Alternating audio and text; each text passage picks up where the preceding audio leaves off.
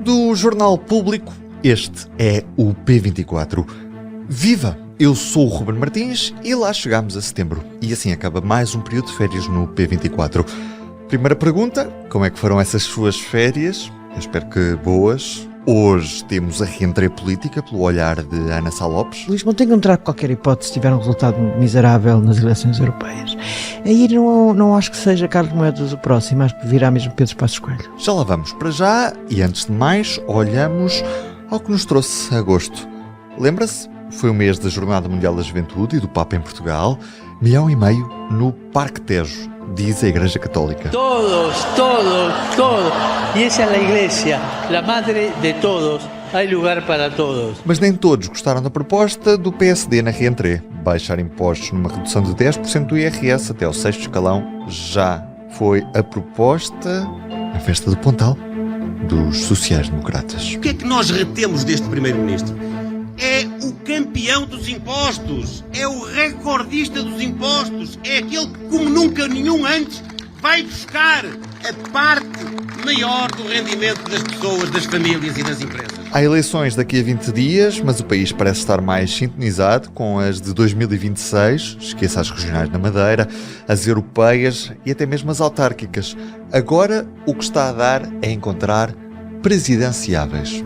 Se eu um dia achar que com uma candidatura à presidência da República posso ser útil ao país, que é isso que conta, que é o país, ter alguma utilidade para o país, tomarei essa decisão. Foi perguntado numa entrevista se enjeitava em absoluto candidatar-me a Presidente da República e respondi que não enjeito nada em absoluto. Que as próximas presidenciais vão ser, no pós-Marcelo, uma ocasião para fazer contas à vida em termos de país e dizer assim, isto pode continuar assim ou não.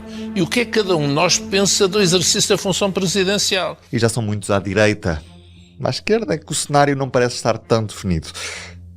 Já o clima trouxe sinais preocupantes. Os incêndios fizeram estragos, um verão mais e os termómetros continuam a bater recordes. A ferver está também o clima entre Belém e São Bento, com o Mais Habitação a ser vetado pelo Presidente da República. Já que ao lado, em Espanha, continuam as negociações para permitir a investidura de um candidato. Neste momento, o cenário mais favorável está com o candidato do Partido Socialista, Pedro Sánchez, muito mais do que com o popular Alberto Núñez Feijóo. Os cenários, em qualquer dos casos, continuam em aberto. E na Rússia foi notícia a morte do líder do grupo Wagner. A culpa, essa, lá está, deve morrer solteira. E com Espanha, campeão do mundo de futebol feminino, voltou o debate sobre o machismo estrutural e a postura dos homens em posições de poder. Falamos do beijo de Rubiales a uma das jogadoras da seleção espanhola durante a final do Campeonato do Mundo. Visto o mês, olhamos para o resto do ano e o que nos espera daqui para a frente. Ana Sá Lopes, viva, bem-vinda ao P24. Já tinha saudades, Ana. Como é que foi esse teu verão já agora? Correu bem, não é? Correu lindamente, foi excelente, apesar de estar calor a mais, mas consegui fugir ao calor de Lisboa. Ana, a Silly Season já não é o que era, porque nós hoje estamos a falar a propósito da reentrée política, mas não houve bem uma paragem, não é? Porque os nossos atores políticos estiveram muito ativos num mês que foi marcado por várias coisas. O PSD apareceu, tivemos uma primeira fase do mês em que Carlos Moedas assumiu uma grande preponderância por causa da Jornada Mundial da Juventude. Tivemos uma segunda fase em que a proposta do Luís Montenegro de baixar impostos no Pontal também se foi ali alvo de discussão. Tivemos um veto presidencial ao diploma da habitação. Tivemos também agora a questão dos presidenciáveis. Voltámos a falar de presidenciais. O que é que tiras deste verão antes de olharmos para o que nos espera daqui para a frente? Este verão foi de facto onde pelo menos começamos a sentir que o PSD está a começar, depois de um ano de grande letargia, depois de um tempo pós-eleitoral em que Luís Montenegro não encontrou o seu lugar. Eu não estou a dizer que ele já tenha encontrado, nem que seja uma alternativa, não estou de maneira nenhuma a dizer, acho que ainda está longe disso, mas pelo menos o facto de ter apresentado propostas concretas contabilizáveis relativamente à questão do IRS, de ter um grupo de pessoas que já estão a trabalhar com ele nessas áreas, que são pessoas que não são conhecidas, vão passar a ser, como Mário Centeno foi relativamente a António Costa, não é? Isso já deu um sinal de que o PSD está a fazer, a tentar não perder as próximas eleições. Coisa, aliás, que eu não acredito que possa não acredito numa coisa no seu contrário. Acho que se é um facto que as eleições europeias, e agora estou já a ir para a frente quando tu não querias, sim, mas não estava a dizer que não é líquido, não podemos dizer já, há um empate. É verdade que o Partido Socialista tem vindo a descer nas sondagens, mas isso também já tinha acontecido nas últimas legislativas e vimos o que deu. Portanto, não é para já dizer, o PS está forte. Não está forte. Houve ali, aliás, às vezes ouço coisas, uma pessoa parece, um digno vice-presidente do PSD conseguiu dizer nesta Universidade do Verão que as medidas de habitação do governo lhe lembravam o António de Oliveira Salazar. Quer dizer, isto é das coisas que fosse o André Ventura a dizer uma coisa destas, uma pessoa dizia, olha, lá está o Ventura a dizer uns disparates. Mas como é que um alto dirigente do PSD diz uma coisa destas? Eu fico uma coisa quer dizer, é que é uma coisa engraçada que o PS pode fazer toda a política centrista que quiser, porque o PSD vai dizer sempre que é cubana, que é salazarista, quer dizer, o PSD está a fazer um esforço, ajuda o PS nesse aspecto, porque ajuda o PS ao chamar-lhe de esquerda, quando muitas vezes o PS está a fazer meramente uma política centrista que o PSD noutras épocas estaria a apoiar. Já começámos a olhar um bocadinho para a frente e vamos mesmo a esse olhar, a este ciclo político que agora se inicia. Daqui a 20 dias temos eleições regionais na Madeira. Não há qualquer surpresa expectável, uma vez que quase certeza que o PSD terá a maioria absoluta na coligação que tem com o CDS na Madeira, mas temos umas eleições europeias que serão o principal barómetro à liderança de Luís Montenegro. Luís Montenegro, o ano passado no Pombal, tentou reaparecer e dizer que agora é que era, não foi o ano passado. Não. O que é que nos garante que este ano conseguirá ter atenção mediática, ter propostas e ter inclusive um caminho que lhe permita ganhar as eleições europeias dentro de alguns meses? Pois, isso é uma grande questão, que é os pequenos sinais. A Helena Pereira escreveu um editorial do Público que dizia o PSD começou a mexer, que era esse o título. De facto, estes sinais de que o PSD começou a mexer não são garantia de nada. São pequenos toquezinhos de que pode estar a ter alguma iniciativa política, mas não são uma garantia, não são ainda não vimos nada. Nós podemos também, às vezes, há oportunidades. Voltamos sempre ao Durão Barroso, mas Durão Barroso é uma excelente prova de como uma pessoa péssima na oposição, que era um desastre.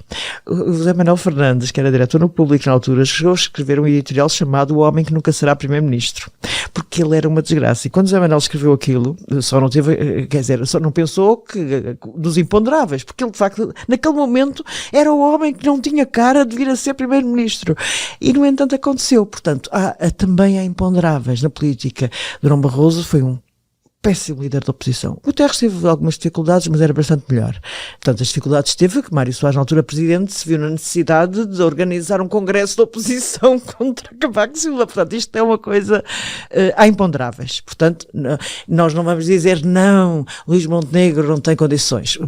O governo, até o próprio António Costa já admitiu que umas eleições europeias o governo pode perder, porque são aquelas eleições em que infelizmente há imensa abstenção. E depois as pessoas não têm noção da importância das eleições europeias.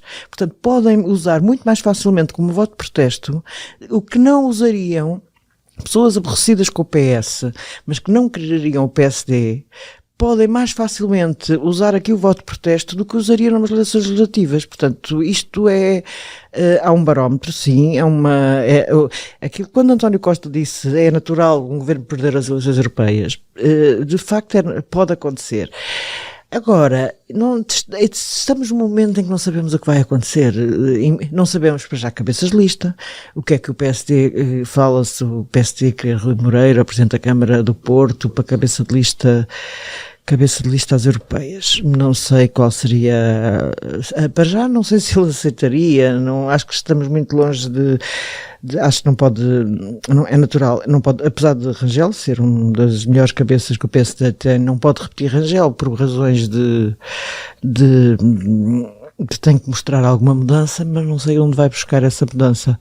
O PS, no lado do PS, há hipótese. Há um caso de popularidade evidente que é Marta Temido, que é uma coisa muito interessante. Mas que se fala para as autárquicas, não é? Fala-se para tudo, Marta Temido neste momento fala-se para tudo, que é uma coisa espantosa, mas fala-se também para o Parlamento Europeu. É o ela ou Ana Catarina Mendes que é uma ministra que, na minha opinião, perdeu bastante protagonismo desde que deixou de ser líder parlamentar e passou para aquele cargo. Era uma possibilidade, com certeza. Embora Ana Catarina Mendes não tenha a popularidade de Marta Temido, e eu confesso que aí, se metendo na cabeça de António Costa, optaria por uma solução que pudesse dar mais popularidade. De facto, as pessoas gostam de Marta Temido. Às vezes as sondagens dão-nos dois movimentos paralelos que nos parecem contraditórios, que é, as pessoas acham que o SNS está uma desgraça, mas gostam da Marta Temido.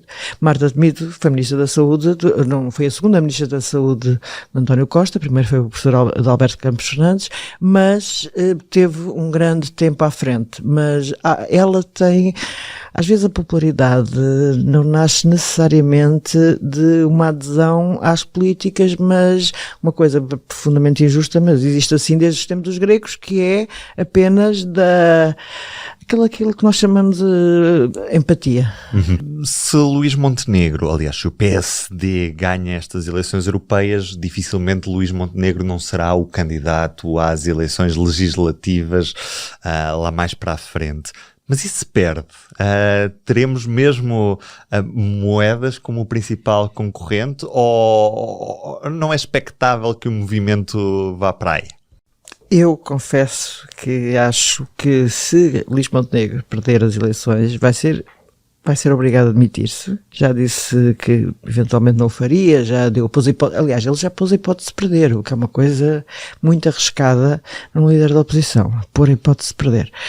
Mas ele não vai...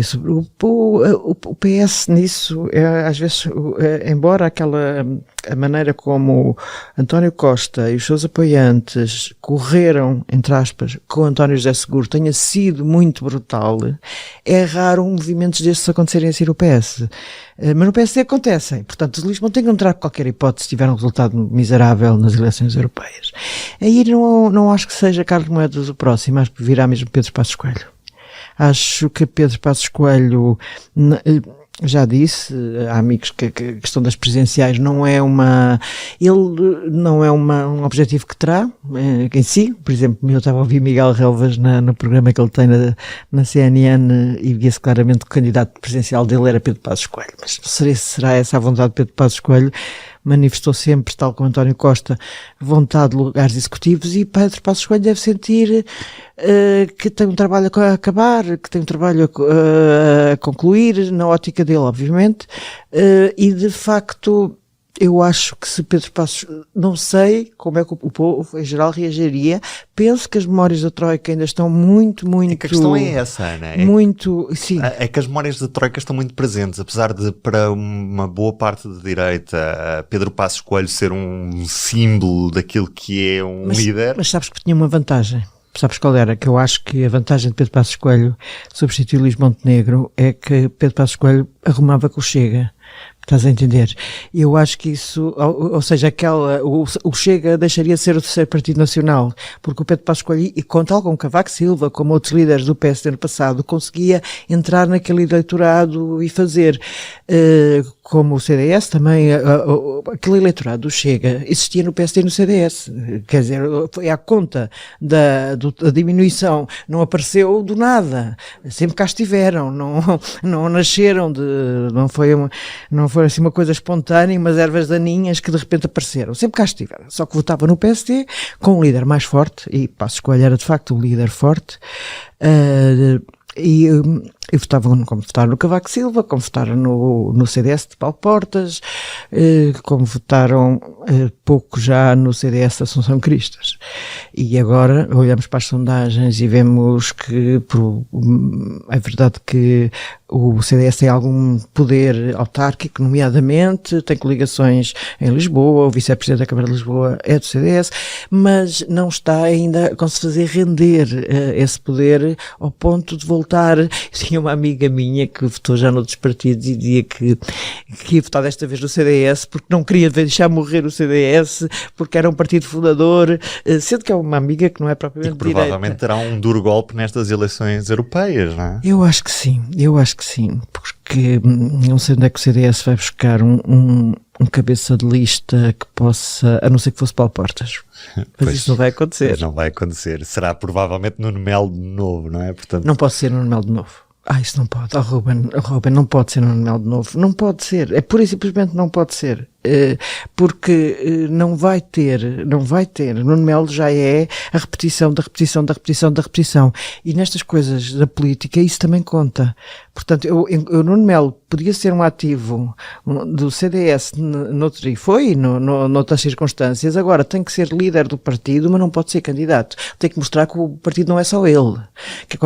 Agora, quer dizer, há coisas que nós dissemos quando nós dizíamos que o partido do Portas é um partido unipessoal, de facto era no sentido de repente, quando o Portas saiu, rebentou tudo. Nesse sentido, mas por outro lado, em termos de protagonistas, havia mais protagonistas do que... Portanto, Nuno Melo obviamente, Nuno Melo não pode ser ele o candidato ao Parlamento Europeu. Quer dizer, esta é a minha opinião, se calhar acabará por ser, sei lá.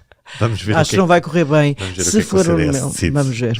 Não falámos aqui das presidenciais. Era isso, vamos a elas.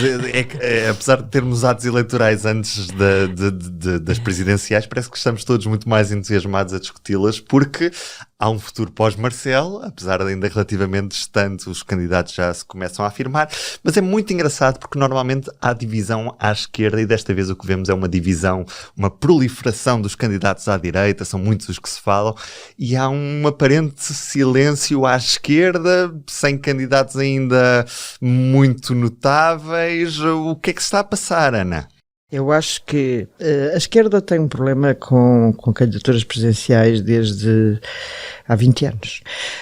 Jorge Sampaio foi eleito porque tinha um grande apoio também dos partidos à esquerda, o PCP desistiu. Eu não estou neste momento a ver um candidato do PS que o PCP desista para votar nele, a não ser numa segunda volta, tal como aconteceu com o Mário Soares. Dificilmente estou a ver. E Guterres também será praticamente impossível. Eu acho que é completamente impossível. Como é que a Guterres ia não cumprir o mandato no UPA que foi eleito para vir disputar umas presidenciais? Quer dizer, não faz absoluto sentido. Guterres não vai... Eu penso que Guterres, quando acabar o mandato de secretário-geral da ONU, encerra a vida política, passa a ser um senador da nação, que é uma posição, mas vai encerrar a sua vida política, Presidente da República. Eu não tenho dúvidas que se António Guterres avançasse, se fizesse essa aparentemente maluqueira de interromper o mandato nas Nações Unidas, não cumprir até ao fim para ser candidato presidencial em Portugal, que não estou mesmo a ver isso acontecer, seria eleito com muita facilidade. Mas isso seria até por os interesses do PS acima dos interesses da ONU, do mundo. Eu não me parece que isso possa vir a acontecer. Pois é verdade que António Costa, se fosse candidato, também acredito que juntasse a esquerda toda, que houvesse essa possibilidade. Era um candidato obviamente fortíssimo, mas já disse que não o será nunca, já o repetiu várias vezes. As pessoas podem mudar de ideias, mas não estou a ver neste caso que isso possa vir a acontecer. E Augusto Santos Silva não tem popularidade. Augusto Santos Silva não tem popularidade. Augusto Santos Silva Augusto Santos Silva admitiu já que podia vir a candidatar-se, que não excluía, e tem estado nas sondagens e não se tem visto popularidade. Quem também já admitiu que podia ser candidato presidencial, ou que não excluiu, vá lá, dentro disto, foi Francisco Assis, o Presidente do Conselho Económico e Social. A sondagem nem o tem referido. Portanto, e no entanto ele admitiu. É uma coisa, portanto, não se está a ver ali. Agora fala-se Mário Centeno. Fala-se que Mário Centeno poderia ser candidato presidencial. Mário Centeno é um independente. Eu não estou assim a ver de repente, aliás, a coisa correu mal com o Sampaio da Nova, não, correu mal porque depois apareceu a candidatura de Maria de Belém e houve uma divisão no PS, e o PS já não apoiou oficialmente Sampaio da Nova tal como era a sua intenção, porque não podia apoiar Sampaio da Nova, um independente, em detrimento da candidata de Maria de Belém, que era militante socialista. Portanto, eu não sei como é que o PS vai descalçar esta bota, sinceramente, não estou assim a ver. Não, enquanto a direita se mexe claramente, Santana Lopes praticamente já disse que era candidato. Marcos Mendes, quer dizer, nós andamos aqui há tanto tempo que já sabemos que quando alguém diz aquilo é porque é candidato e não porque está a pensar, ou no menos não tinha hipóteses, como aconteceu com o Rio, quando percebeu que Marcelo tinha mais hipóteses que ele, chegou a pensar, a ponderar e depois, aí é uma questão também de hipóteses.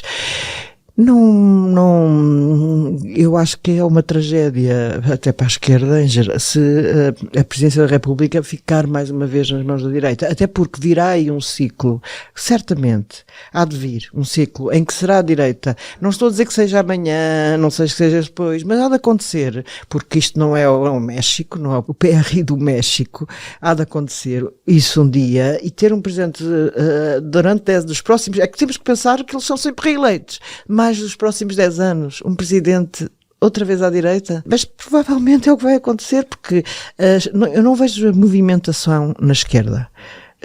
Não vejo emergir uma candidatura potencialmente vencedora. Mas vês à direita a possibilidade daqueles cavalheiros todos que se falam se sentarem à mesa e escolherem um para representar a direita, ou é provável que haja uma divisão entre várias candidaturas?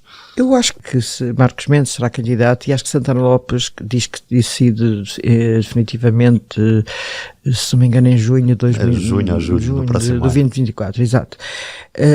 Eu acho que Santana Lopes, eu tenho a sensação que Santana Lopes será candidato. Ele nunca o fez. Ele está obviamente a acabar a sua carreira política, mais dia menos dia, e acho que ele vai querer fazer, porque ele gosta de fazer. Ele já perdeu imensas vezes e vai à luta. Ele tem esse lado que ao mesmo tempo é um lado encantador dele, que é o lado de não querer, de não sair de cena. Mário Soares era assim também, para se ganhasse. Eu não estou a comparar as personalidades políticas de maneira nenhuma, estou só a comparar o gosto pela política, o gozo pela política. Aliás, Mário Soares quis ser candidato quando o PS o apoiou em 2006 e quis ser candidato. O PS estava mais ou menos preparado para apoiar Manuel Alegre, mas depois não podia dizer que não a Mário Soares, e que foi uma desgraça, ficou atrás de Manuel Alegre. Portanto, mas foi lá, e eu confesso que admiro as pessoas que vão à luta e não aquelas que ficam em casa no sofá com a mantinha. Mas pronto. Portanto, não vês uma candidatura única de centro-direita? Não, acho que Santana vai. Acho que Passos Coelho não irá. Mas Santana for, Marcos Mendes não recua? Marcos Mendes também avançará? Não, claro que avança, porque Marcos Mendes é que, em termos de, apesar de Santana Lopes e de todo o bem que eu acabei de dizer de Santana Lopes ficou na história política portuguesa como um primeiro-ministro terrível, trágico. Isto, obviamente que Marcos Mendes terá sempre muito mais possibilidades que Santana Lopes, portanto não duvido acho que poderá haver uma segunda volta eventualmente, e Marcos Mendes será o mais votado. Isso é a minha opinião, mas acho que Santana vai. Ana, adoro as nossas conversas, acho que foi incrível. Obrigado. E hoje em destaque no Público, os 25 anos da Google, o mesmo local onde pode procurar os seus podcasts preferidos do Público. Melhor é mesmo subscrever na sua aplicação preferida. Lá, antes de tudo, recebe os novos episódios a cada madrugada. Já agora, estamos também à espera das suas críticas ou sugestões. Pode avaliar o programa na Apple Podcasts ou falar diretamente connosco através de podcasts@publico.pt. Ruben Martins deste lado, Ana Sá Lopes como convidada, Ana Marques Maia na música original e um forte abraço para si. Amanhã estará cá a Inês Rocha. Tenha um bom dia. O público fica no ouvido.